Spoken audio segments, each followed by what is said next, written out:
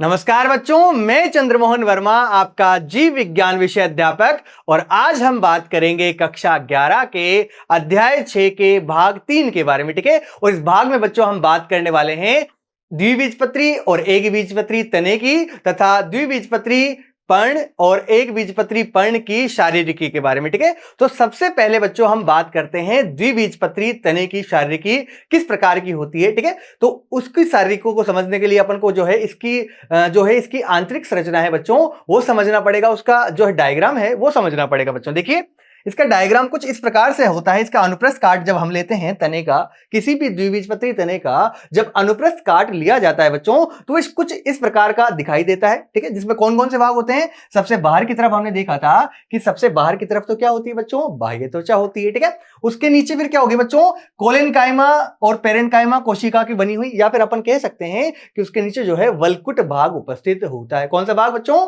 बाह्य त्वचा हो गई सबसे बाहर की ओर तो, और उसके नीचे जो है वल्कुट या कोर्टेक्स भाग जो है वो उपस्थित होता है, जहां पे कोलेनकाइमा कोशिकाएं भी होती है और साथ में पेरेन्काइमा कोशिकाएं भी पाई जाती है। ठीक है, और उसके आगे बच्चों अगर बात करें तो यहां पे क्या होगा बच्चों, जो वल्कुट भाग होता है वो तीन भागों में बटा होता है। हाइपोडर्मिस, ठीक है, वल्कुट सतह, और तीसरा एंडोडर्मिस जिसको हम अंतस्थ त्वचा भी कहते हैं। ठीक है, तो अधस्थ त्वचा हो गया, वल्कुट सतह हो गई, और उसके नीचे जो है अंतस्थ त्वचा जो होती है यहाँ पे तीन भागों में बटी होती है। ठीक है, और इस अंतस्थ त्वचा के अंदर बच्चों क्या होता है, स्टार्च उपस्थित होता है, इसलिए इसको स्टार आच्छादित भी कहा जाता है। क्या कहा जाता है बच्चों, स्टार्च आच्छादित भी कहा जाता है। ठीक है, तो ये भी द्विबीजपत्री तने की विशेषता है। आगे बात करें, फ्लोएम और जाइलम के बीच में क्या उपस्थित होती है, यहाँ पे कैम्बियम उपस्थित होती है, और इस कैम्बियम की उपस्थिति के कारण ही बच्चों इस द्विबीजपत्री तने के अंदर क्या पाई जाती है बच्चों, द्वितीयक वृद्धि पाई जाती है। आगे बात करें, ये मेटाजाइलम हो गया बच्चों अंदर की तरफ। ठीक है, और जो पहले वाले होते हैं छोटे वाले वो क्या होते हैं बच्चों, प्रोटोजाइलम। ठीक है, प्रोटोजाइलम और फिर मेटाजाइलम, और सबसे इसका केंद्रीय भाग की बात करूं बच्चों अंदर की तरफ जो क्या होता है बच्चों, पित्त होता है। ठीक है, जब इसकी जो है शारीरिकी को दूसरे भाग में अगर काटे अपन, ठीक है, अनुप्रस्थ काट में काटा जाए बच्चों, ये तो क्या है, लंबवत काट है, और अगर अनुप्रस्थ काट में बच्चों देखा जाए तो कुछ इस प्रकार का जो है तने का गोला जब अपन काटेंगे बच्चों तो कुछ इस प्रकार का दिखाई देता है, जिसमें सबसे बाहर की तरफ क्या हो गया बच्चों, बाह्य त्वचीय रोम हो गए, या त्वचीय रोम भी कहते हैं इनको, या ट्राइकोम्स कहा जाता है। उसके नीचे ये बाह्य त्वचा हो गई बच्चों, बाह्य त्वचा के नीचे हाइपोडर्मिस जिसको हम अधस्थ त्वचा भी कहते हैं। ठीक है, यहाँ पे पेरेन्काइमा कोशिकाएं हो गई। ठीक है, स्टार्च आच्छादित जो अपन ने कहा यहाँ पर, ठीक है, स्टार्च आच्छादित की भी क्या उपस्थिति पाई जाती है।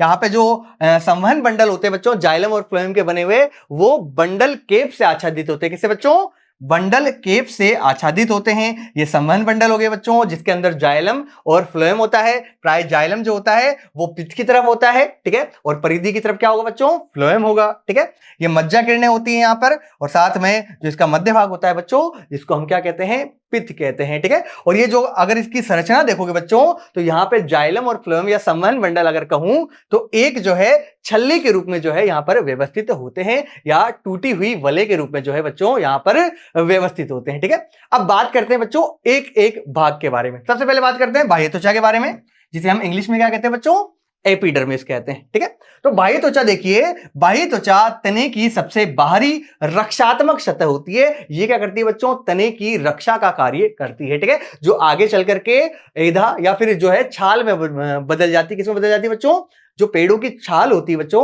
वो एक तरीके से क्या होती है, आगे की बाह्य त्वचा ही होती है। ठीक है, यहां पर क्या उपस्थित होती है बच्चों, क्यूटिकल भी उपस्थित होता है। इस बाह्य त्वचा में बच्चों यहाँ पर तने के ऊपर जो है क्यूटिकल भी पाई जाती है, जो कि मोम की सतह होती है। जल के लिए क्या होती है बच्चों, अपारगम्य होती है, और जल की हानि को रोकती है, वाष्पोत्सर्जन नहीं होने देती। ठीक है, आगे बात करें बच्चों, परत पर बहुकोशिकीय एक पंक्ति की त्वचा रोम तथा रंध्र भी यहां पर क्या होते हैं बच्चों, उपस्थित होते हैं। त्वचा रोम या ट्राइकोम्स भी पाए जाते हैं, साथ में कुछ मात्रा में यहां पर क्या उपस्थित होते हैं बच्चों, रंध्र भी उपस्थित होते हैं, जो कि वाष्पोत्सर्जन और गैसीय विनिमय में क्या होते हैं बच्चों, सहायक होते हैं। ठीक है, ये हो गई बाह्य त्वचा की बात। इसके बाद में बात करते हैं बच्चों वल्कुट की, जो कि बाह्य त्वचा के ठीक नीचे वाला जो है स्तर होता है। ठीक है, देखिए बाह्य त्वचा तथा पर्रम के बीच में जितने भी कोशिकाओं का जो भाग होता है उसे हम क्या कहते हैं, वल्कुट कहते हैं। और इसमें क्या होती है बच्चों, बहुत सारी सतह उपस्थित होती है, ठीक है। इसके मेनली क्या होते हैं बच्चों, 3 भाग होते हैं,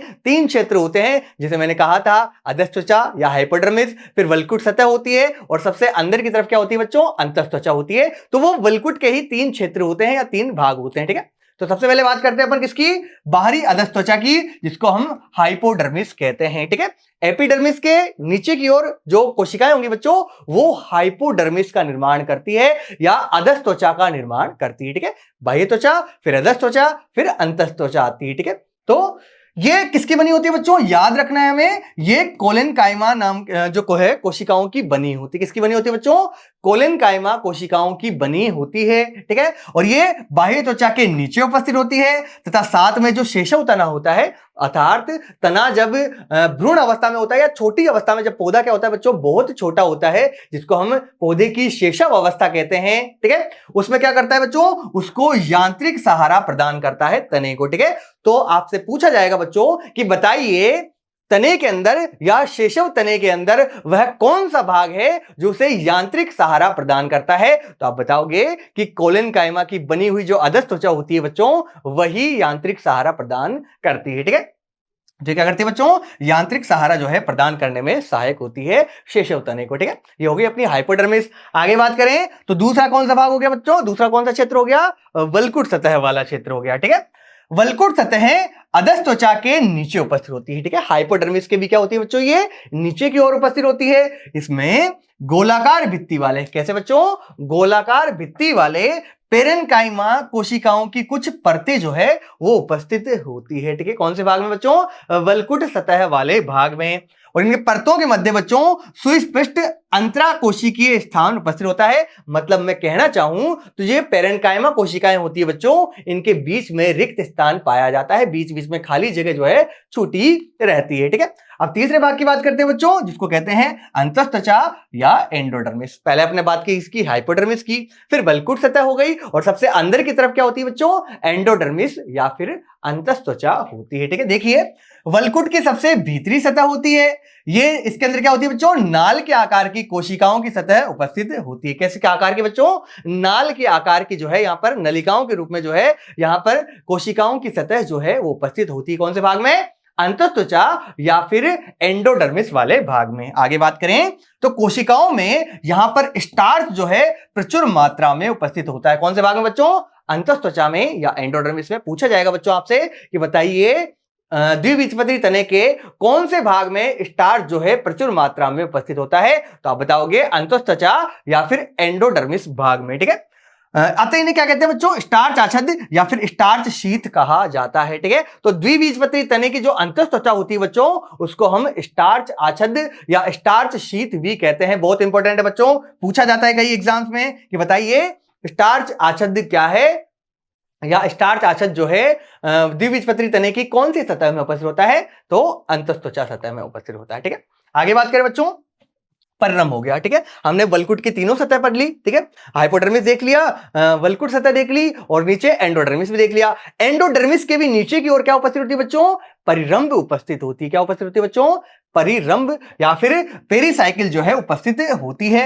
ये अंतस्त्वचा के नीचे एवं फ्लोएम के ऊपर, ठीक है। अंतस्त्वचा के तो क्या होगी बच्चों, नीचे की ओर, ठीक है। ये मान लो क्या है बच्चों, अंतस्त्वचा है, क्या है बच्चों, ये अंतस्त्वचा होगी, ठीक है। और नीचे क्या है बच्चों, ये मान लो ये क्या है, फ्लोएम उपस्थित है, ठीक है। ये क्या है बच्चों, फ्लोएम उपस्थित है, ठीक है। तो इन दोनों के बीच में जो सतह होगी बच्चों, उसको हम क्या कहेंगे, परिरंभ कहेंगे, ठीक है। तो ये अंतस्त्वचा के नीचे और फ्लोएम के ऊपर उपस्थित होती है। आगे स्क्लेरेनकाइमा की कोशिकाएं यहां पर अर्धचंद्राकार समूह में उपस्थित होती है, ठीक है। इस भाग में पेरीसाइकिल के अंदर या परिरंभ के अंदर स्क्लेरेनकाइमा कोशिकाएं जो होती है बच्चों, कौन से रूप में, अर्धचंद्राकार रूप के अंदर, ठीक है। कौन से रूप में पूछा जाएगा आपसे, अर्धचंद्राकार रूप में उपस्थित होती है, ठीक है। आगे बात करें बच्चों, यहां पर संवहन बंडल भी उपस्थित होते हैं। क्या उपस्थित होते हैं बच्चों, संवहन बंडल भी उपस्थित होते हैं, वेस्कुलर बंडल भी उपस्थित होते हैं, जो कि जाइलम और फ्लोएम से बने होते हैं। किस प्रकार के होते हैं देखिए, संवहन बंडलों के मध्य अरिये, कौन से बच्चों, अरिये। और अरिये में हमने देखा था कि अरिये के अंदर क्या होता है बच्चों, जाइलम और फ्लोएम जो होता है वो एकांतर क्रम में उपस्थित होते हैं और अलग अलग त्रिज्या पर उपस्थित होते हैं। ठीक है, एक तो एकांतर क्रम में, अरे में कहीं भी पूछा जाए आपसे तो यहां पर क्या होते हैं बच्चों, एक तो जाइलम फ्लोएम एकांतर क्रम में व्यवस्थित होते हैं। ठीक है, और यहां पे क्या उपस्थित होते हैं बच्चों, भिन्न भिन्न त्रिज्या पर उपस्थित होते हैं। ठीक है, भिन्न त्रिज्या पर भी उपस्थित होते हैं और साथ में एकांतर क्रम में उपस्थित होते हैं। ठीक है, आगे देखिए, पेरेन्काइमा कोशिकाओं की कुछ सतह यहां पर उपस्थित होती है जो कि मज्जा किरणें के निर्माण करती है। ठीक है, किसका निर्माण करती है बच्चों, यहां पर ये जो कोशिकाएं होंगी बच्चों, ये मज्जा किरणों का या मेडुलरी रेज का निर्माण करती है। आगे, बहुसंख्यक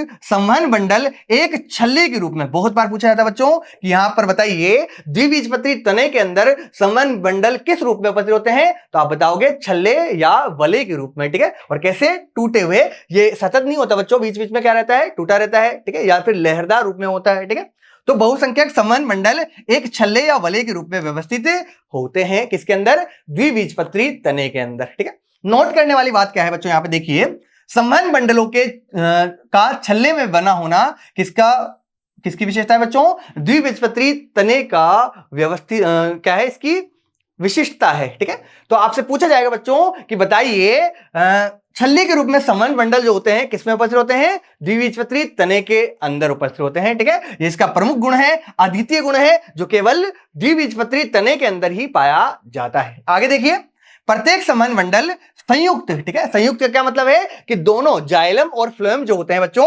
एक ही त्रिज्या पर उपस्थित होते हैं। ठीक है, यहां पर क्या होंगे बच्चों, जाइलम और फ्लोएम जो होंगे, नीचे की ओर क्या हो गया बच्चों, ये जाइलम हो गया, ये क्या हो गया बच्चों, जाइलम हो गया, और ऊपर की ओर क्या हो गया बच्चों, यहाँ पे फ्लोएम हो गया।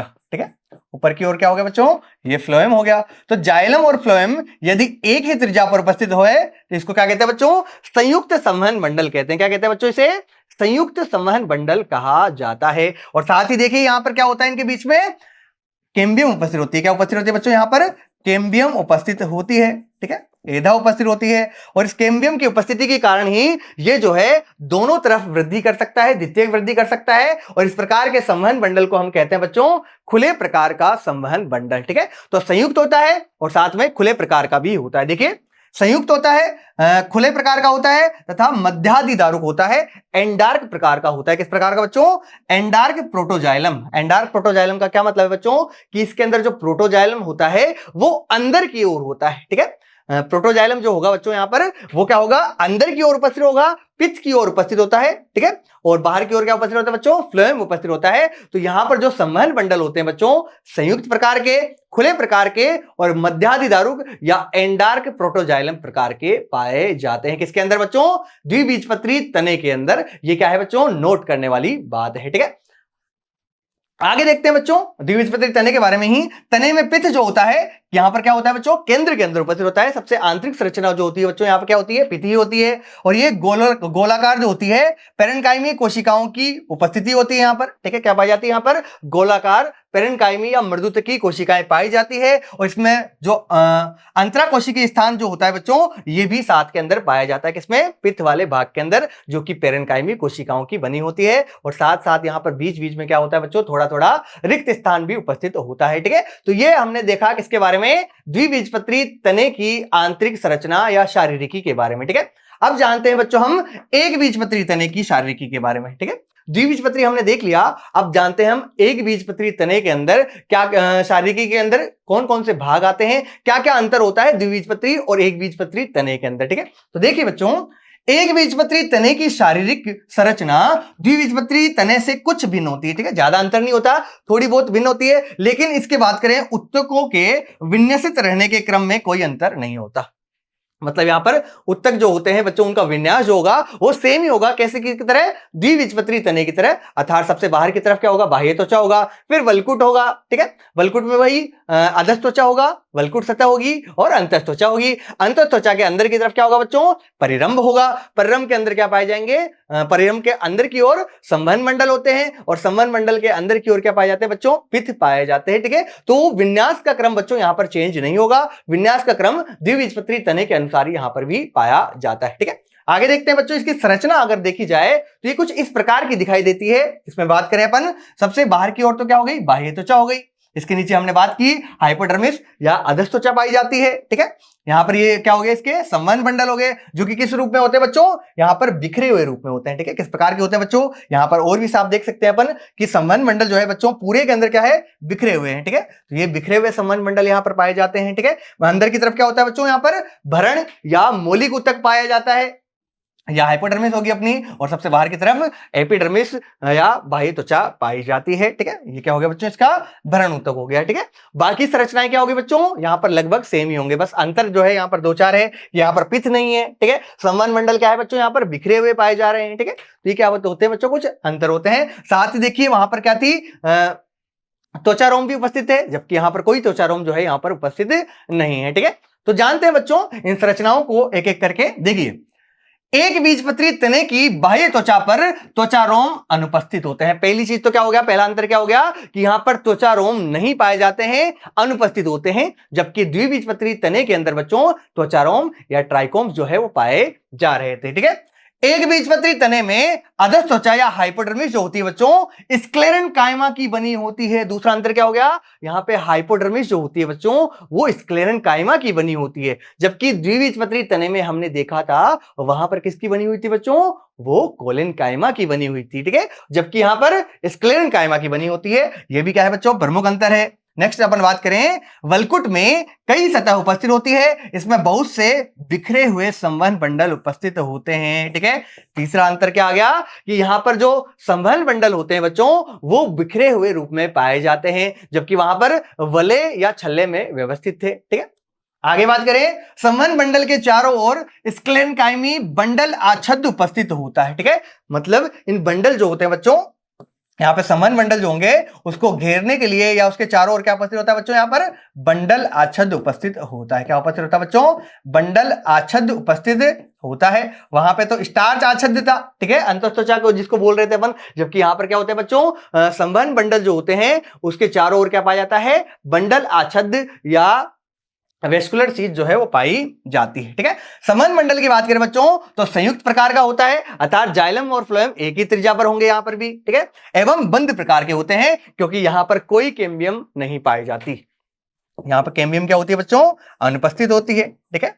कैम्बियम क्या होती है बच्चों, यहां पर अनुपस्थित होती है, और कैम्बियम के अनुपस्थित होने के कारण बच्चों यहां पर कोई भी द्वितीयक वृद्धि नहीं पाई जाती। इसीलिए अगर आप बच्चों एक बीजपत्री पौधों के तने देखोगे तो वो द्विबीजपत्री तनों की अपेक्षा क्या होते हैं बच्चों, पतले होते हैं, कमजोर होते हैं, इतने ज्यादा मजबूत नहीं होते। जबकि द्विबीजपत्री जो पौधे होते हैं बच्चों उनके तने क्या होते हैं, काष्ठीय होते हैं, मोटे होते हैं। क्यों, क्योंकि वहां पर द्वितीयक वृद्धि होती है, क्योंकि उनके तने में जो है कैम्बियम पाई जाती है, जबकि एक बीजपत्री तने के अंदर कैम्बियम अनुपस्थित होती है। और इस प्रकार का जो संवहन मंडल होता है बच्चों बिना कैम्बियम वाला, उसको हम बोलते हैं बंद प्रकार का संवहन मंडल, और साथ में संयुक्त भी होता है, क्योंकि यहां पर क्या होता है बच्चों, जाइलम और फ्लोएम जो होते हैं एक ही त्रिज्या पर पाए जाते हैं, ठीक है। आगे बात करें बच्चों, इन द्विबीजपत्री तने और एक बीजपत्री तने के अंदर क्या क्या अंतर होते हैं, ठीक है। तो हमने बहुत सारे गुणों की बात की, तो देखिए क्या क्या अंतर जो है दोनों में होते हैं, और अधिकतर इनमें जो है बच्चों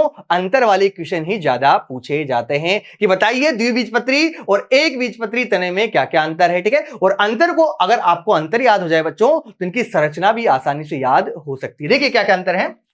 द्विबीजपत्री तने की बात कर लेते हैं, एक तरफ एक बीजपत्री तना, ठीक है। तो द्विबीजपत्री तनों में क्या होता है बच्चों, खुला संवहन मंडल होता है क्योंकि यहां पर कैम्बियम उपस्थित होती है, जबकि एक बीजपत्री तने में क्या होता है बच्चों, बंद संवहन मंडल होता है क्योंकि वहां पर क्या होती है, कैम्बियम अनुपस्थित होती है। देखिए नेक्स्ट अंतर, संवहन मंडल की संख्या क्या होती है बच्चों, द्विबीजपत्री के अंदर सीमित होती है, कुछ ही संख्या के अंदर यहां पर क्या पाए जाते हैं, संवहन मंडल पाए जाते हैं। जबकि एक बीजपत्री के अंदर देखोगे तो यहां पर इनकी संख्या बच्चों क्या होती है, बहुत ज्यादा होती है, ठीक है।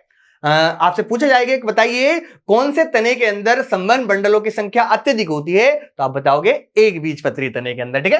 नेक्स्ट, संवहन मंडल जो होती है बच्चों यहां टूटी हुई वलय या छल्ले के रूप में व्यवस्थित होते हैं, किसमें, द्विबीजपत्री तने के अंदर, ठीक है। जबकि यहां पर जो है बिखरे हुए होते हैं, ठीक है।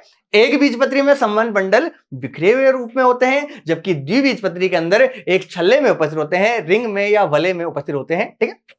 नेक्स्ट, द्विबीजपत्री के अंदर क्या पाया जाता है बच्चों, स्टार्च आच्छादित पाया जाता है इसकी अंतःत्वचा के अंदर, जबकि यहां पर स्टार्च आच्छादित नहीं पाया जाता। एक बीजपत्री में कोई स्टार्च आच्छाद्य नहीं होता, जबकि द्विबीजपत्री के अंदर अंतस्त्वचा जो होती है वहां पर स्टार्च आच्छाद्य पाया जाता है। ठीक है, द्विबीजपत्री के अंदर पित्त भी उपस्थित होती है, जबकि एक बीजपत्री के अंदर क्या होती है बच्चों, पित्त अनुपस्थित होती है। ठीक है, आगे बात करें तो द्विबीजपत्री के अंदर परिरंभ भी पाई जाती है, जबकि एक बीजपत्री के अंदर परिरंभ नहीं पाई जाती है।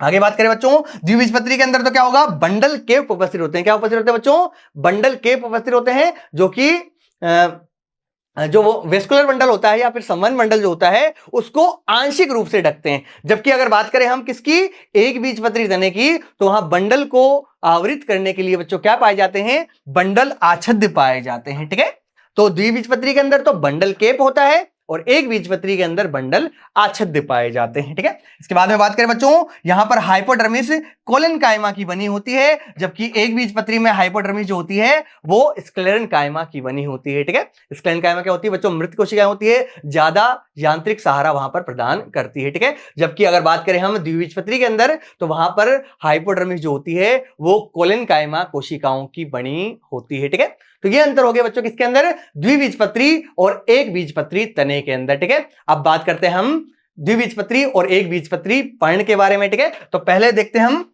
द्विबीजपत्री पर्ण। ठीक है, जिसको पृष्ठाधर पर्ण भी कहा जाता है। ठीक है, क्या कहा जाता है बच्चों, पृष्ठाधर या डोर्सी वेंट्रल, इंग्लिश में क्या कहते हैं बच्चों, डोर्सी वेंट्रल प्रकार की पर्ण कहा जाता है। ठीक है, इसकी पृष्ठ सतह और अधर सतह में क्या होता है बच्चों, अंतर होता है, इसलिए इसे पृष्ठाधर पर्ण कहते हैं। ठीक है, और ऐसा किसमें पाया जाता है बच्चों, द्विबीजपत्री पादपों के अंदर पाया जाता है। देखो क्या अंतर होते हैं, पृष्ठाधर पत्ती या डोर्सी वेंट्रल जो लीफ होती है बच्चों, इसके फलक की लंबवत काट की तीन प्रमुख भाग होते हैं यहां पर। ठीक है, इसकी अगर लंबवत काट काटेंगे हम तो वहां पर तीन प्रमुख भाग दिखाई देंगे। सबसे बाहर की तरफ तो क्या होगा बच्चों, बाह्य त्वचा होगा। ठीक है, बाह्य त्वचा यहां पर दो होती है। ठीक है, बाकी के अंदर हमने देखा तने और मूल के अंदर तो क्या थी, एक ही बाह्य त्वचा थी, जबकि यहां पर क्या होता है बच्चों, दोनों तरफ बाह्य त्वचा होती है। ठीक है, जैसे किसी पत्ती को आप देखोगे इस प्रकार की पत्ती होती है। ठीक है, तो इसके बच्चों ऊपर की तरफ भी क्या होता है बच्चों, ऊपर की तरफ भी जिसको हम अधर सतह बोलते हैं उसकी तरफ भी क्या होगी बच्चों, वहां पर भी क्या पाए जाएंगे अपने बाह्य त्वचा होगी। ठीक है, और नीचे की तरफ भी क्या होगी बच्चों, बाह्य त्वचा होगी। एक को अभ्यक्ष बाह्य त्वचा कहा जाता है और दूसरी को अपाक्ष बाह्य त्वचा कहा जाता है। तो यहां पर क्या होता है बच्चों, दो दो बाह्य त्वचा उपस्थित होती है और दोनों बाह्य त्वचा के बीच में जो ऊतक उपस्थित होता है बच्चों उसको कहते हैं हम पर्ण मध्योतक। तो दूसरा भाग कौन सा हो गया अपना, पर्ण मध्योतक। और बच्चों इसको नाम लोगे तभी आपको समझ में आ जाएगा, पर्ण मध्य ऊतक, मतलब पर्ण के मध्य जितने भी ऊतक होते हैं उसको क्या कहते हैं अपन, पर्ण मध्योतक कहते हैं। ठीक है, तो दो बाह्य त्वचा, उनके बीच में पर्ण मध्योतक और वहां पर क्या पाए जाएंगे, कुछ संवहन बंडल पाए जाएंगे जो मिलकर के संवहन तंत्र का निर्माण कर लेते हैं। तो किसी भी अगर अपन पत्ती की लंबवत काट काटेंगे बच्चों, द्विबीजपत्री पत्ती की, तो वहां पर तीन चीजें दिखाई देंगी, एक बाह्य त्वचा, ठीक है, दूसरा पर्ण मध्योतक और तीसरा संवहन तंत्र। ठीक है, तो अब बात करते हैं बच्चों इनकी पहले संरचना इसकी जो है वो समझ लेते हैं। ठीक है, तो यह है बच्चों किसकी, पृष्ठाधरी पर्ण या फिर द्विबीजपत्री पर्ण की संरचना। ठीक है, दोनों तरफ देखिए, यहां पर ऊपर की तरफ भी और नीचे की तरफ भी, ये ऊपर की सतह है एक नीचे की सतह है, दोनों तरफ क्या पाई जाती है बच्चों, यहां पर बाह्य त्वचा उपस्थित है। ठीक है, दोनों तरफ क्या है बच्चों, बाह्य त्वचा उपस्थित है, ऊपर की ओर भी नीचे की ओर भी। जो ऊपर की होती है बच्चों उसको बोलते हैं अपन अभ्यक्ष बाह्य त्वचा। क्या बोलते हैं बच्चों, अभ्यक्ष बाह्य त्वचा बोलते हैं ऊपर वाली को, और नीचे वाली क्या कहेंगे अपन, अपाक्ष बाह्य त्वचा कहेंगे, और इंग्लिश में इसको कहा जाता है अबेक्सियल। ठीक है, क्या कहा जाता है बच्चों, अबेक्सियल एपिडर्मिस। ठीक है, तो ऊपर वाली अभ्यक्ष और नीचे वाली जो होती है बच्चों उसको क्या कहा जाता है, अपाक्ष बाह्य त्वचा कहा जाता है। तो दोनों बाह्य त्वचा के नाम याद होने चाहिए, पहली चीज तो। ठीक है, दूसरा यहां पर क्या होता है बच्चों, दो तरह के पर्ण मध्योतक की बात करें तो यहां पर पर्ण मध्योतक के अंदर दो प्रकार की कोशिकाएं होती है। ठीक है, एक होता है खंभ जो कि लंबी कोशिकाएं होती है। ठीक है, खंभे की तरह होती है तो उसको बोलते हैं खंभ पर्ण मध्योतक, और दूसरा स्पंजी प्रकार की होती है, अंडाकार कोशिकाएं होती है जिसको हम कहते हैं स्पंजी पर्ण मध्योतक। ठीक है, तो पर्ण मध्योतक के अंदर दो तरह की कोशिकाएं होती है, खंभ और दूसरा अपना स्पंजी पर्ण मध्योतक। ठीक है, यहां पर बात करें नीचे की ओर जो स्पंजी पर्ण मध्योतक होता है बच्चों, वहां पर उनकी कोशिकाओं के अंदर रिक्तिकाएं रह जाती है जिनको क्या कहते हैं अपन, वायु गुहिकाएं कहते हैं। ठीक है, और साथ ही जो यहाँ पर रंध्र होते हैं बच्चों, रंध्र जो होते हैं वो अपाक्ष बाह्य त्वचा में या नीचे की ओर क्या होते हैं बच्चों, द्विबीजपत्री पत्तियों के अंदर ज्यादा होते हैं, जबकि ऊपर की ओर बच्चों रंध्र क्या होते हैं, अनुपस्थित होते हैं या फिर उनकी संख्या क्या होती है, बहुत कम रहती है। ठीक है, बहुत इंपॉर्टेंट बात है बच्चों, जो द्विबीजपत्री पत्ती होती है उनमें ऊपर की तरफ जो होते हैं बच्चों रंध्र या तो काफी कम संख्या में होंगे या फिर अनुपस्थित होंगे, ठीक है। और नीचे की ओर जो है बच्चों अपाक्ष सतह पर, वहां पर क्या होगी, उनकी रंध्रों की संख्या बहुत अधिक होती है, ठीक है। तो रंध्र देखो यहाँ पर अपाक्ष बाह्य त्वचा पर उपस्थित है। साथ में इसके बात करें अपन संवहन मंडल की, तो संवहन मंडल जो है यहाँ पर बंडल आच्छादित से घिरे होते हैं, ठीक है। और ये क्या हो गए, बंडल आच्छादित किस किस से मिलकर बने होते हैं, जाइलम और फ्लोएम से मिलकर बने होते हैं, ठीक है। और किससे घिरे होते हैं बच्चों, यहाँ पर बंडल आच्छादित से घिरे होते हैं, ठीक है। अब समझते हैं बच्चों इसकी एक एक संरचना को, ठीक है। सबसे पहले देखते हैं बाह्य त्वचा के बारे में या एपिडर्मिस के बारे में। ऊपरी सतह जो होती है जिसको क्या कहा जाता है बच्चों, अभ्यक्ष बाह्य त्वचा कहा जाता है। और दूसरी जो होती है निचली वाली, ठीक है, जिसको हम कहते हैं अपाक्ष बाह्य त्वचा। तो यहां पर बाह्य त्वचा दो रूपों में व्यवस्थित होती है। ऊपर वाली को बोलते हैं अपन अभ्यक्ष बाह्य त्वचा और नीचे वाली को बोलेंगे हम अपाक्ष बाह्य त्वचा, ठीक है। यहां पर क्यूटिकल जो होती है बच्चों, इन बाह्य त्वचा के ऊपर क्या उपस्थित होती है, क्यूटिकल उपस्थित होती है। और ये क्यूटिकल क्या होती है बच्चों, परत युक्त उपस्थित होती है। नेक्स्ट बात करें, निचली बाह्य त्वचा पर ऊपरी सतह की अपेक्षा रंध्र बहुत अधिक संख्या में उपस्थित होते हैं। मतलब जो अपाक्ष बाह्य त्वचा होती है या नीचे वाली बाह्य त्वचा जो होगी बच्चों, वहां पर रंध्रों की संख्या क्या होती है बच्चों, अत्यधिक होती है, ठीक है। और ऊपरी सतह पर रंध्र उपस्थित नहीं भी हो सकते, जरूरी नहीं है कि ऊपर पाए जाएं। ऊपर ऐसा भी हो सकता है कि ऊपरी जो सतह होती है बच्चों, वहां पर रंध्र जो है अनुपस्थिति हो। आगे बात करते हैं बच्चों, दूसरा भाग इसका पर्ण मध्योतक, जिसको इंग्लिश में क्या कहते हैं बच्चों, मिजोफिल कहते हैं। क्या कहते हैं बच्चों, मिजोफिल, ठीक है। तो इन दोनों बाह्य त्वचा के बीच में जितने भी ऊतक जो है वो उपस्थित रहेंगे, उन्हें हम क्या कहते हैं बच्चों, पर्ण मध्योतक या मिजोफिल कहते हैं, ठीक है। देखिए, पत्ती की ऊपरी एवं निचली बाह्य त्वचा के मध्य उपस्थित सभी ऊतक क्या कहलाते हैं, पर्ण मध्योतक या मिजोफिल कहलाते हैं। आगे देखिए, क्लोरोप्लास्ट की उपस्थिति होती है। यहाँ पे पर्ण मध्योतक में क्या पाया जाता है बच्चों, क्लोरोप्लास्ट पाया जाता है, ठीक है। और हमें पता है बच्चों कि जब सूर्य का प्रकाश पत्ती के ऊपर पड़ता है तो क्लोरोप्लास्ट में क्या होता है, क्लोरोफिल वर्णक होता है, ठीक है, जो क्या करता है, उस प्रकाश को ग्रहण करता है, एनर्जी बाहर उत्सर्जित करता है और इस प्रकार क्या होती है, उससे भोजन का निर्माण होता है, ठीक है। तो भोजन का निर्माण जो होता है बच्चों, वो इस पर्ण मध्योतक के अंदर ही होता है, ठीक है। तो प्रकाश संश्लेषण की क्रिया के लिए क्या होता है बच्चों, ये सहायक होता है। तो आपसे पूछा जाएगा बच्चों, बताइए प्रकाश संश्लेषण जो होती है क्रिया, वो कहां होती है, तो आप बताओगे पर्ण मध्योतक के अंदर जो क्लोरोप्लास्ट होता है वहीं पर क्या होते हैं बच्चों, प्रकाश संश्लेषण की क्रिया होती है। आगे, पेरेन्काइमा कोशिकाओं से निर्मित होती है। ये जो बच्चों क्लोरोप्लास्ट जो होते हैं, किससे आगे जो है, या पर्ण मध्योतक जो होते हैं बच्चों, वो पेरेन्काइमी कोशिकाओं से मिलकर बने होते हैं। और ये पेरेन्काइमी कोशिकाएं बच्चों यहां पर दो प्रकार की होती है। एक होती है बच्चों खंभ पेरेन्काइमा और दूसरी होती है बच्चों स्पंजी पेरेन्काइमा, ठीक है। अगर बात करूं मैं ऊपरी बाह्य त्वचा, तो उसके जस्ट नीचे की तरफ जो है बच्चों, वहां तो पाई जाती है खंभ पेरेन्काइमा, जो एक दूसरे के ऊपर क्या होगी बच्चों, एक दूसरे से समानांतर होगी। और इस प्रकार जो है उनकी संरचना जो है इस खंभे की तरह होती है, ऐसी खड़े प्रकार की होती है। इसको तो बोलेंगे अपन खंभ पेरेन्काइमा। और इस खंभ पेरेन्काइमा के नीचे बच्चों इस तरह की अंडाकार कोशिकाएं जो पाई जाती है, उसको हम कहते हैं बच्चों स्पंजी पेरेन्काइमा। उसको क्या कहेंगे बच्चों, हम स्पंजी पेरेन्काइमा कहेंगे। और ऊपर की ओर क्या होगी बच्चों, इस तरीके की खंभ पेरेन्काइमा कोशिकाएं उपस्थित होती है, ठीक है। तो यहां पर पेरेन्काइमी कोशिकाएं दो प्रकार की होती है, खंभ पेरेन्काइमा और स्पंजी पेरेन्काइमा, ठीक है। अब देखते हैं बच्चों पहले खंभ पेरेन्काइमा के बारे में। ऊपरी बाह्य त्वचा के बिल्कुल नीचे उपस्थित होती है, ठीक है। जो ऊपरी बाह्य त्वचा होती है उसके जस्ट नीचे की तरफ क्या पाई जाती है बच्चों, खंभ पेरेन्काइमा ही पाई जाती है। और इसकी कोशिकाएं कैसी होती है बच्चों, लंबी होती है। कैसी होती है बच्चों, लंबी होती है। और कोशिकाएं लंबवत समानांतर होती है। और ये कोशिकाएं क्या होती है बच्चों, लंबवत रूप से समानांतर होती है, इस प्रकार, ठीक है। लंबवत है और इस लंबवत रूप में क्या होती है बच्चों, एक दूसरे के समानांतर होती है, ठीक है। ये होगी अपनी खंभ पेरेन्काइमा। दूसरी कौन सी होती है बच्चों, दूसरी होती है यहां पर स्पंजी पेरेन्काइमा, ठीक है। स्पंजी पेरेन्काइमा की जो कोशिकाएं होती है, ये पहले तो क्या होती है, खंभ कोशिकाओं के नीचे होती है। और दूसरा, ये निचली बाह्य त्वचा तक जाती है, ठीक है। शुरू तो कहां से होती है, जो खंभ पेरेन्काइमा थे उसके जस्ट नीचे से चालू हो जाती है। और ये निचली बाह्य त्वचा तक जो है बच्चों वहां तक जा सकती है। नेक्स्ट बात करें, कोशिकाएं यहां पर कैसी होती है बच्चों, अंडाकार या गोल प्रकार की होती है। जबकि वो कैसे थे बच्चों, वो लंबवत कोशिकाएं थी, लंबी कोशिकाएं थी। जबकि यहां पर कोशिकाएं या तो कैसी होगी, अंडाकार होगी या फिर गोल प्रकार की होती है, ठीक है। इन कोशिकाओं के मध्य रिक्त स्थान और वायु गुहिकाएं भी पाई जाती है, ठीक है। जो अपनी स्पंजी पेरेन्काइमा होती है बच्चों, वहां पर बीच बीच में क्या पाया जाता है, एक तो रिक्त स्थान पाया जाता है और साथ में वहां पर वायु गुहिकाएं भी पाए जा सकती है, ठीक है। अब बात करते हैं बच्चों इसके संवहन तंत्र के बारे में, ठीक है। हमने बात कर ली बाह्य त्वचा की, हमने बात कर ली पर्ण मध्योतक की। अब तीसरा क्या बचा बच्चों, अपना संवहन तंत्र, ठीक है, या फिर वेस्कुलर बंडल जो होते हैं, बोलते हैं जिनको।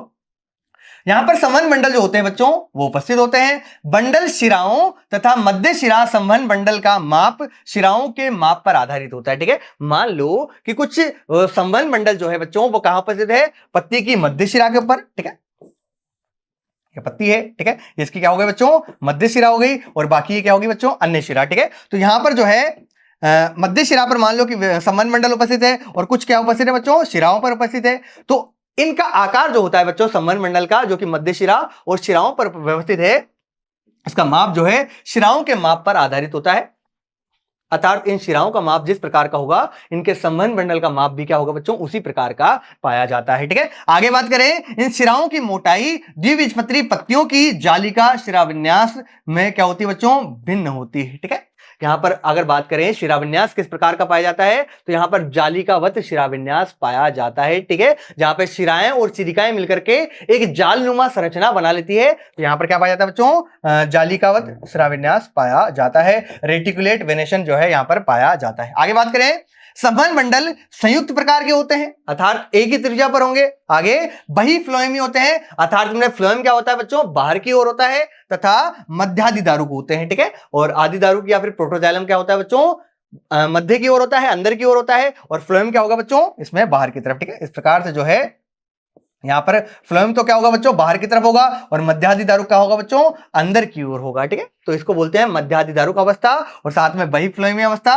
और संयुक्त तो होता ही होता है यहां पर। ठीक है, और यहां पर हमें पता है कि कोई द्वितीयक वृद्धि नहीं होती, तो यहां पर कैम्बियम क्या होती है बच्चों, अनुपस्थित होती है। ठीक है, आगे बात करें बच्चों द्विबीजपत्री पत्ती की संरचना के बारे में, तो प्रत्येक संवहन मंडल के चारों ओर मोटी भित्ति वाली कोशिकाओं की एक परत पाई जाती है, जो कि कैसी होती है बच्चों, सघन होती है। ये कोशिकाएं पास पास में बंधी होती है, और इसे क्या कहते हैं बच्चों, बंडल आच्छादित कहते हैं। ठीक है, तो आपसे पूछा जाएगा द्विबीजपत्री पत्ती जो होती है बच्चों, वहां पर उनको आवृत करने के लिए क्या पाया जाता है बच्चों, बंडल आच्छाद्य उपस्थित होता है। ठीक है, तो द्विबीजपत्री पत्ती के अंदर क्या पाया जाता है बच्चों, बंडल आच्छाद्य पाया जाता है। ठीक है, तो ये हो गई बच्चों द्विबीजपत्री पत्ती की बात।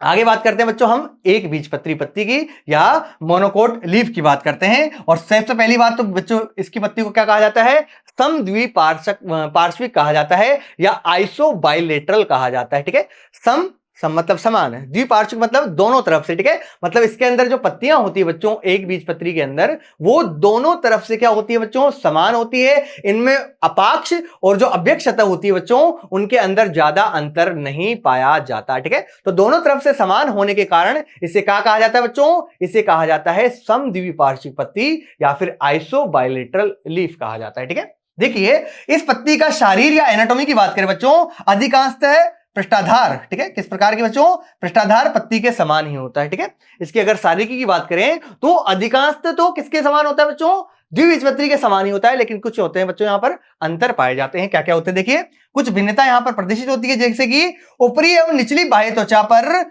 एक समान क्यूटिकल की उपस्थिति होती है। ठीक है, यहाँ पर क्या होती है बच्चों, क्यूटिकल का वितरण जो होता है ऊपर और नीचे की सतह पर क्या होता है बच्चों, समान प्रकार से होता है। आगे दोनों सतहों पर रंध्रों की संख्या लगभग क्या होती है बच्चों, समान होती है। ठीक है, अगर बात करें हम अपाक्ष सतह पर या फिर अव्यक्त सतह पर, दोनों पर जो रंध्रों की संख्या क्या होगी बच्चों, समान रूप से वितरित होते हैं रंध्र। ठीक है, ऊपर वाली पे जितने होंगे और नीचे वाले पे भी क्या होंगे, लगभग उसी मात्रा में पाए जाते हैं। जबकि हमने देखा था द्विबीजपत्री पत्ती जो थी बच्चों, वहां पर निचली सतह पर या फिर अपाक्ष सतह पर रंध्रों की संख्या क्या होती है बच्चों, वहां पर अधिक होती है, जबकि ऊपर जो है अनुपस्थित भी हो सकते हैं। जबकि यहां ऐसा नहीं होता बच्चों, यहां पर दोनों तरफ क्या होता है बच्चों, रंध्रों की संख्या लगभग समान रहती है। ठीक है, अगर मैं इसकी संरचना की बात करूं बच्चों, तो इस प्रकार की जो है इसकी संरचना होती है, दोनों तरफ या क्या होगी बच्चों, ये होगी अव्यक्त बाह्य त्वचा। ठीक है, नीचे वाली क्या हो गई, अपनी अपाक्ष बाह्य त्वचा हो गई। ठीक है, ऊपर वाली अव्यक्त बाह्य त्वचा, नीचे वाली अपाक्ष बाह्य त्वचा। ठीक है, यहां पर जो है वहां पर खंभ और अपने स्पंजी पेरेन्काइमा पाए जा रहे हैं, तो जबकि यहां पर जो है इस प्रकार नहीं पाया जाता। यहां पर क्या पाया जाता है बच्चों, पर्ण मध्योतक हो गया, बीच वाला उत्तक तो। ठीक है, और ये फ्लोएम हो गया, और ये इसके अंदर क्या होगा बच्चों, ये रेड रेड क्या है बच्चों, यहां पर ये जाइलम उपस्थित है। ठीक है, अर्थात संवहन मंडल उपस्थित है। और इसके अगर बात करूं, रंध्र जो होते हैं ऊपर भी होते हैं, और साथ में रंध्र जो है नीचे की ओर भी उपस्थित होते हैं। दोनों भागों पर यहां पर लगभग समान मात्रा में क्या पाए जाते हैं बच्चों, रंध्र जो है वो पाए जाते हैं। ठीक है, अब बात करते हैं इसकी और कुछ संरचनाओं के बारे में। ठीक है, देखो एक स्पेशल संरचना यहां पर पाई जाती है जिसको हम कहते हैं बुलिफॉर्म सेल्स या आवर्ध त्वक कोशिका। क्या कहते हैं बच्चों? आवर्ध त्वक कोशिका या बुलिफॉर्म सेल्स जो है इसको कहा जाता है। क्या होता है देखिए, घास में, ठीक है, किसके अंदर? घास में। और घास भी क्या होती है बच्चों? एक बीजपत्री के अंदर ही आती है, ठीक है। घास में बाह्य त्वचा में कुछ कोशिकाएं लंबी, खाली और रंगहीन होती है, ठीक है। कैसे होती है बच्चों? लंबी, खाली और रंगहीन जो है कुछ कोशिकाएं होती है, जिन्हें हम क्या कहते हैं? आवर्ध त्वक कोशिका या बुलिफॉर्म सेल्स कहते हैं। किसके अंदर बच्चों? घास के अंदर जो है कुछ कोशिकाएं लंबी हो जाती है, खाली हो जाती है और साथ में रंगहीन हो जाती है, और इन कोशिकाओं को हम कहते हैं बुलिफॉर्म सेल्स या आवर्ध त्वक कोशिका। देखो क्या काम है इनका।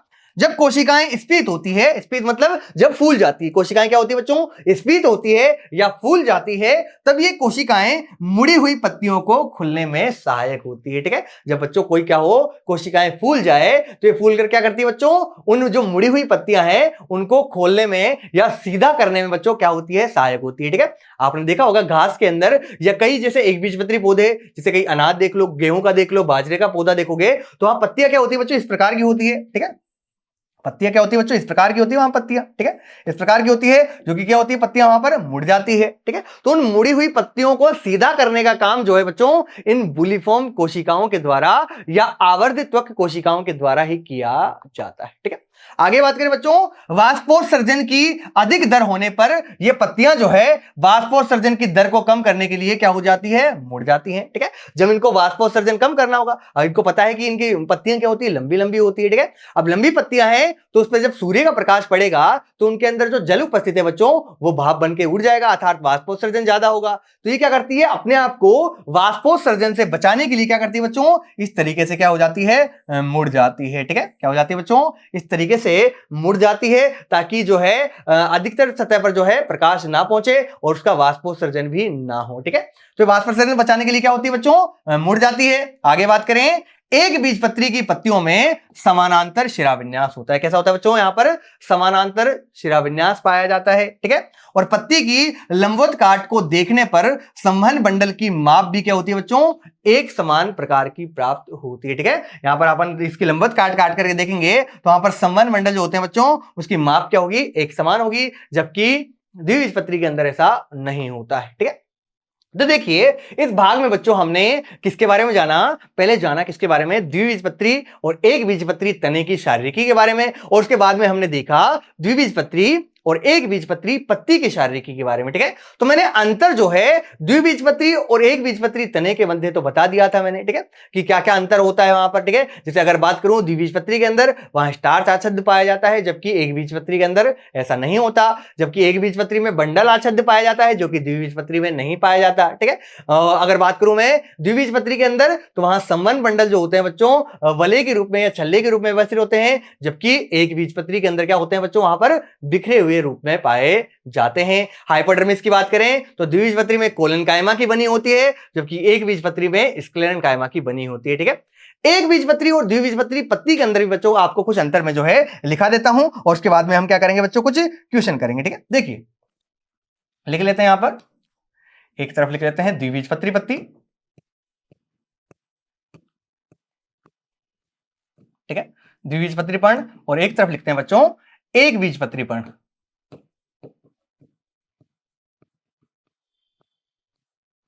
देखिए क्या क्या अंतर होते हैं बच्चों। अगर मैं बात करूं द्विबीजपत्री पर्ण की, किसकी बात करूं बच्चों? द्विबीजपत्री पर्ण की, तो हमने यहां पर देखा था जो अपाक सतह थी या निचली बाह्य त्वचा जो होती है बच्चों वहां पर रंध्रों की संख्या क्या होती है? अधिक होती है, ठीक है। तो यहां पर अपाक्ष बाह्य त्वचा पर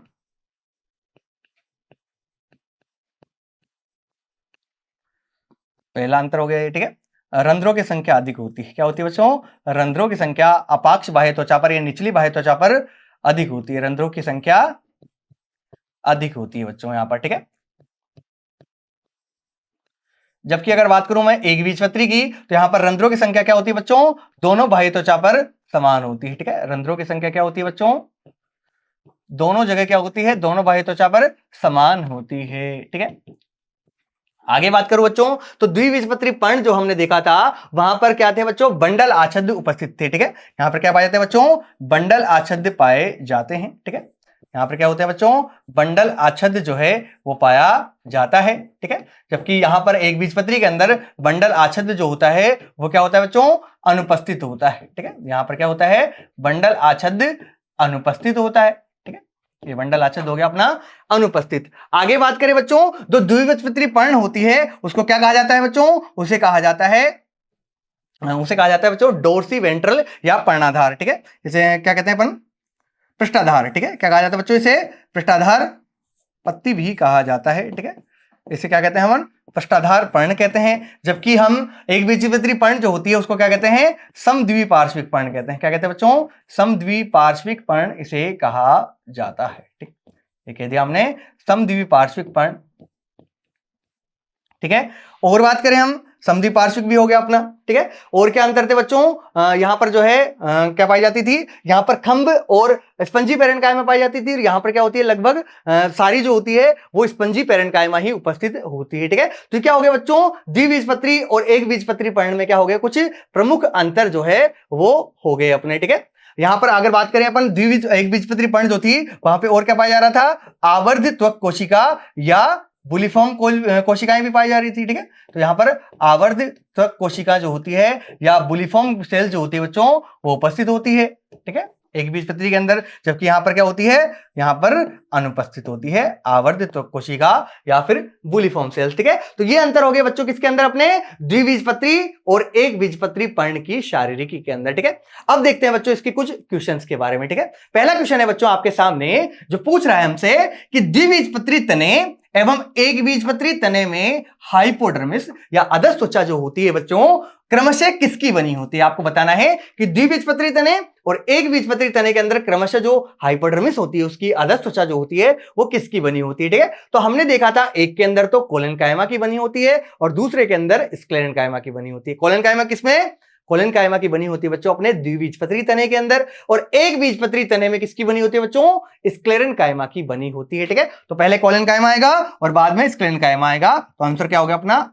ही हो गया अपना आंसर, ठीक है। कि द्विबीजपत्री में तो कोलेनकाइमा की बनी होती है और एक बीजपत्री के अंदर स्क्लेरेनकाइमा की बनी होती है अपनी हाइपोडर्मिस, ठीक है। दूसरा क्वेश्चन देखते हैं बच्चों, द्विबीजपत्री तने में संवहन बंडल का प्रकार बताइए, ठीक है। द्विबीजपत्री तने के अंदर बताना है अपन को संवहन बंडल का प्रकार, ठीक है। पहला तो हमें याद रखना है कि द्विबीजपत्री तने के अंदर क्या होती है बच्चों, द्वितीय वृद्धि होती है, अर्थात वहां पर कैम्बियम पाया जाएगा। और कैम्बियम जहां पे होता है बच्चों वो संवहन बंडल क्या होता है, खुला प्रकार का होता है। दूसरा, यहां पर जाइलम और फ्लोएम जो बच्चों एक ही त्रिज्या पर पाए जाते हैं, इस प्रकार को कहते हैं अपन संयुक्त संवहन मंडल, ठीक है। तो संयुक्त और खुला तो हो ही गया, ठीक है। और तीसरा क्या होता है बच्चों, यहां पर मध्य आदुदारू जो होता है या प्रोटोजाइलम जो होता है बच्चों वो अंदर की तरफ होता है, इसको हम कहते हैं एंडार्क प्रोटोजाइलम अवस्था, ठीक है। तो देखिए यहां पर क्या होते हैं, एक तो खुले प्रकार के होते हैं, ठीक है, दूसरा संयुक्त प्रकार के होते हैं और तीसरा एंडार्क प्रोटोजाइलम यहां पर पाया जाता है, ठीक है। जबकि यहां पर क्या है, खुले संयुक्त और एग्जार्क, एग्जार्क तो मतलब प्रोटोजाइलम क्या होगा, बाहर की तरफ, जबकि ऐसा नहीं होता है, ठीक है। बंद तो हो ही नहीं सकता इसके अंदर, ठीक है, बंद तो बच्चों हो ही नहीं सकता। बंद तो किसमें होता है, एक बीजपत्री के अंदर होता है। और लास्ट दे रखा है खुले संयुक्त और एंडार्क मेटाजाइलम, मेटाजाइलम नहीं होता बच्चों, प्रोटोजाइलम होता है, ठीक है। तो आंसर क्या हो गया अपना, खुले संयुक्त और एंडार्क प्रोटोजाइलम प्रकार का जो है द्विबीजपत्री तना वो होता है, ठीक है। आगे देखते हैं बच्चों तीसरा क्वेश्चन, पत्ती में उपस्थित पर्ण मध्योतक किसके लिए जिम्मेदार होता है, ठीक है। तो हमें पता है कि पत्ती के अंदर कौन सी प्रक्रिया होती है, इनमें से बताइए। क्या श्वसन होती है, श्वसन होती है, लेकिन वो बाह्य त्वचा में उपस्थित रंध्र के द्वारा होता है, ठीक है। किसके द्वारा होता है बच्चों, रंध्र के द्वारा होता है। और बाष्पोत्सर्जन भी हमें पता है किसके द्वारा होता है, रंध्र के द्वारा होता है। लेकिन हम बात करें पर्ण मध्योतक की, तो पर्ण मध्योतक में बच्चों क्या उपस्थित होता है, क्लोरोप्लास्ट उपस्थित होता है। क्या उपस्थित होता है बच्चों, क्लोरोप्लास्ट या हरित लवक जो है वो उपस्थित होता है। और क्लोरोप्लास्ट में क्लोरोफिल वर्णक पाए जाते हैं जो कि किसके लिए जिम्मेदार होते हैं बच्चों, प्रकाश संश्लेषण के लिए जिम्मेदार होते हैं, ठीक है। तो पर्ण मध्योतक में क्या होता है बच्चों, प्रकाश संश्लेषण प्रक्रिया होती है, ठीक है।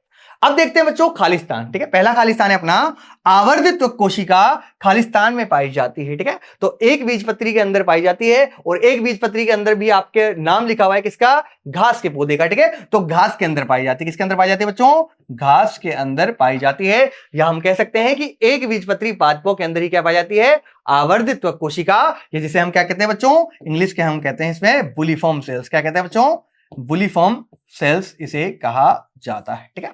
तो बुलिफॉर्म कोशिकाएं जो होती है बच्चों किसके अंदर पाई जाती है, घास या एक बीजपत्री पत्ती के अंदर जो है वो पाई जाती है। आगे देखते हैं बच्चों, पर्ण मध्योतक में दो प्रकार की खालिस्तान एवं खालिस्तान पेरेन्काइमा कोशिका पाई जाती है। ठीक है, तो जब हमने पत्ती की संरचना देखी थी वहां पे दो प्रकार की पेरेन्काइमी कोशिकाएं हमने देखी थी, एक जो थी लंबवत प्रकार की थी और दूसरी अंडाकार या गोलाकार थी। ठीक है, जो लंबवत थी बच्चों उसको तो हम कहते हैं खंभ, क्या कहते हैं बच्चों, खंभ पेरेन्काइमा, और दूसरी जो होती है बच्चों उसको हम कहते हैं स्पंजी पेरेन्काइमा। ठीक है, तो यहां पर जो है दो प्रकार के पेरेन्काइमा पाए जाते हैं, एक खंभ पेरेन्काइमा और दूसरा स्पंजी पेरेन्काइमा। ठीक है, तो दो प्रकार के यहां पर पेरेन्काइमी कोशिकाएं जो है वो पाई जाती है। अब देखते हैं बच्चों सत्य असत्य अपने।